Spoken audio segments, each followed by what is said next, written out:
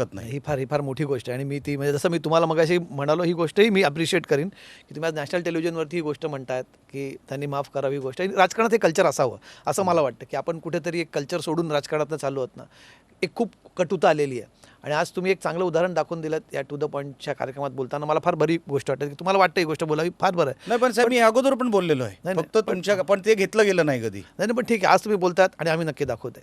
पण तुम्हाला वडिलांना सांगावं लागतं, वडील सल्ला देतात आजही? हो देतात ना, त्यांच्याच सल्ल्यावर मी कशा प्रकारचा सल्ला असतो वडिलांचा? सगळ्या बाबतीत, कपड्यांपासून दाढीपासून सगळे. हो घरात दाढी एकटी तुमची आहे? हो. त्याच्याबद्दल काय सांगतात? का ठेवलीस? अच्छा मग मला आवड आहे. आता काय ते आता नाही नसेल तर आता काहीतरी विचित्र वाटेल मला. पण मग इतरही गोष्टींबाबत कुठला सल्ला असतो? सगळ्याच गोष्टीत असतो ना साहेब. साहेब मी त्यांच्याच सावलीमध्ये वाढलो आणि त्यांच्याच सावलीमध्ये मला बरं वाटतं. मी कधी त्यांच्यापेक्षा मोठा व्हावा किंवा त्यांच्या सावलीच्या बाहेर जाऊन काहीतरी करावं असं कधी वाटत नाही. मला काय मिळवायचं आहे साहेब? ही सगळी शर्यत मंत्रिपदासाठी वगैरे अजिबात नाही. किंवा कोणाला वाटत असेल हे निलेश राणे उगाच काहीतरी शायनिंग मारण्यासाठी सगळं करतो, कशाला पाहिजे साहेब? मी लो प्रोफाईल होतो इतके वर्ष, लो प्रोफाईलच आवडतं मला.